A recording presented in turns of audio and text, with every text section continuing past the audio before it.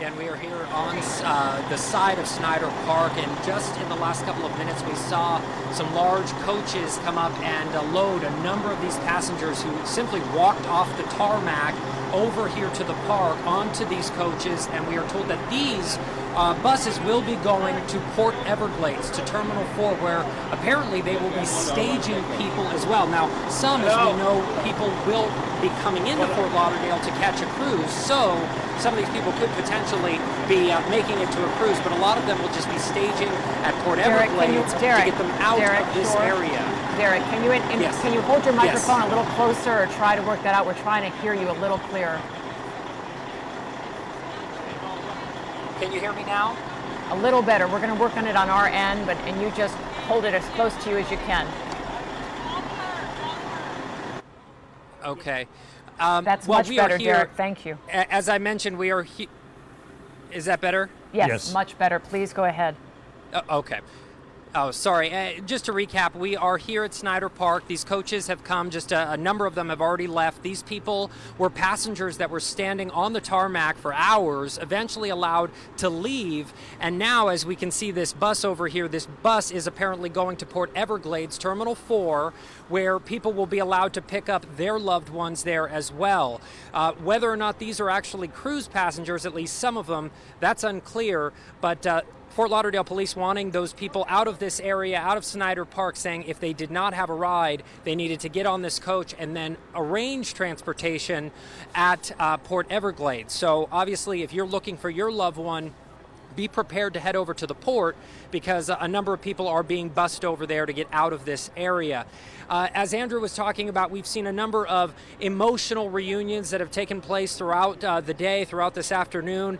We saw twins reunite, one who is on a set to go onto a plane and take off, one who is here in Fort Lauderdale. They saw each other, they embraced, they hugged. We've seen families come together, get picked up, and just a lot of tears and a lot of emotion, because, you know, obviously they likely already knew that their loved one was okay, but that physical ability to see the person that they've been longing to see and make sure is okay, finally fulfilled for a lot of people out here. Obviously, very sad, however, for 5 families likely that won't be able to have that happen this evening. We will continue to stay out here and obviously bring you the latest as we get it. We've heard a number of eyewitness accounts, people hearing the shots, the running, the trampling of people, and we'll try to turn some of that sound and get it to you as soon as we can. But that is the latest from Snyder Park. It's kind of thinning out now, and we may anticipate seeing more of those passengers coming off the tarmac moving this way as they kind of slowly are able to let those people off of the tarmac and back into the general population out here. They might have to, okay, Derek, they may have to change Snyder Park to Reunion Park after this event today. That's certainly a place a lot of people showing a lot of emotion after what happened at the airport. And we had reported Port Everglades was shut down for a while, but it is back open, so that is likely where you will be picking up some loved ones. Jeff Weinsteer has some new information for us right there between Terminals 2 and 3. Jeff?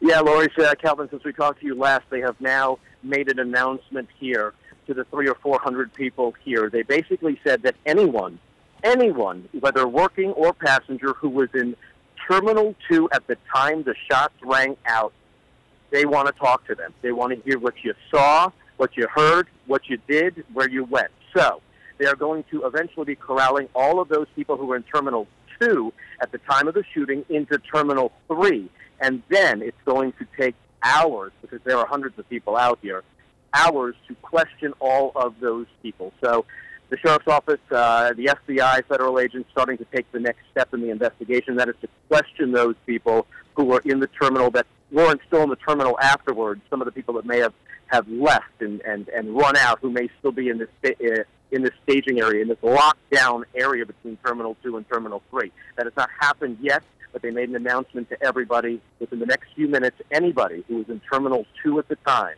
of that shooting, who may have seen anything, they want to talk to them. So the investigation will be going on into the night and likely into the wee hours of the morning. Jeff, are they communicating just by the overhead speakers or bullhorns, or what are they doing?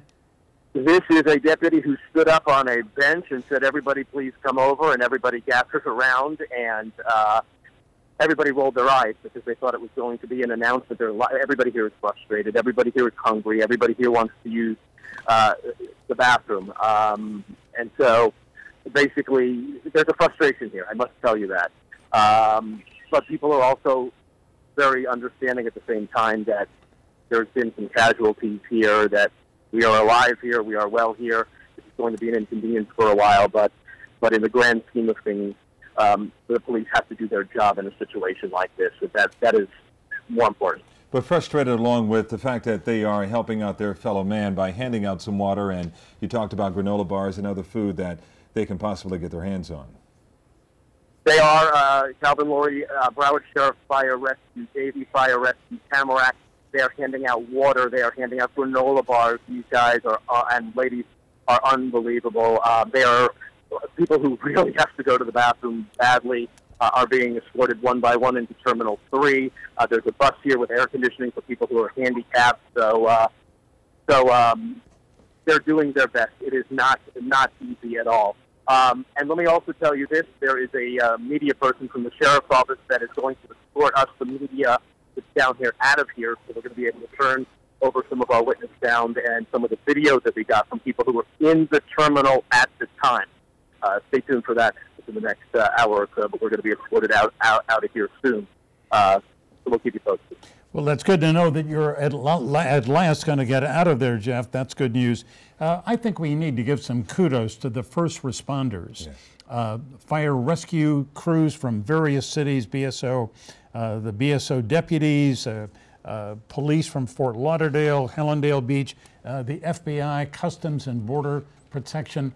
I think that the response was very quick and very efficient, and especially impressive is that, according to Sheriff Scott Israel, after Esteban Santiago allegedly shot these 13 people, that only 30 to 40 seconds elapsed before a BSO deputy took him into custody. So you can't ask for really anything faster. I think that all these first responders did an outstanding job today. The Broward County Emergency Operations Center is partly in effect now. There's so many Broward County forces working through the Red Cross to bring water and supplies over to the airport. I'm hearing text messages from local clergy who are being called out to the airport to help talk with some of those who were right there and witnessed this tragedy. And as you see on that bus right there on the left side of your screen, they are working right now to coordinate this and to transport roughly 900 people from the terminals over to Port Everglades. And then the Visitor and Convention Bureau is trying to get these hundreds of people into hotels in the Tri-County area. They're going to need a lot of them to at least get them a place to sleep tonight. It's a huge coordinated effort. You can see live pictures here of people waving to family members who may be waiting at Snyder Park to let them know that they are okay. Obviously, this was a situation that left so many people panicked earlier today. I want to point out something that Governor Rick Scott's secretary came out to say that it was President-elect Donald Trump who actually called the governor, and not the governor who called the president-elect. So that's one clarification. I also want to sort of make a modification on something I said earlier. I gave the indication that this airport was not as important as other airports, and people on social media seem to think that I think lowly of FLL, and I do not. Both are equally as important and certainly very important to South Florida. So let me get that out there. And they certainly work together in a time like this. American Airlines shut down their flights at Fort Lauderdale. So 11 flights, mostly American, have already been diverted to MIA. And over there, they have certainly heightened awareness and heightened their security. But they are trying to keep operations as normal, knowing that they pick up the load when their partners over at FLL have a crisis like this. And you are looking live at this late night hour there at the terminal. I mean, the sun has set quite a while ago now, and it is just one more indication of what a long and frustrating day this is for people, going on 5.5 hours now. This happened at 1 o'clock in the afternoon. Imagine all the people still stuck in those terminals and out on those planes. But no one is going to feel this pain today more than the relatives and loved ones of those 5 people who we are waiting to hear the identity of who've lost their lives. And if they have a South Florida connection as well, and this is a story that is generating headlines all over the country and if not all over the globe, as people look at Fort Lauderdale Airport in the spotlight for all the wrong reasons, right, for this gunman who opened fire, and for a reason that we really don't know at this point. We heard from the sheriff who talked about that possibly he is a homegrown violent extremist, and then we asked what that meant, and he went on to say possibly influenced by the teachings of terrorism, but again, we really don't know how deeply that goes. We heard from Glenna, who talked about his background, Michael, and we have some sense of the fact that he may have had some mental issues, but we really don't know much more about that. Well, his girlfriend apparently has said, told the Associated Press, that she was worried about things that he had said, ostensibly political things about the Islamic State or jihadism, but also worried about his mental health. And his brother, Brian Santiago, is quoted as saying that the family was worried about his emotional well-being. So this was pretty clearly a troubled young man. Co-workers as well, co-workers that were very concerned, and that's what brought the FBI in, apparently.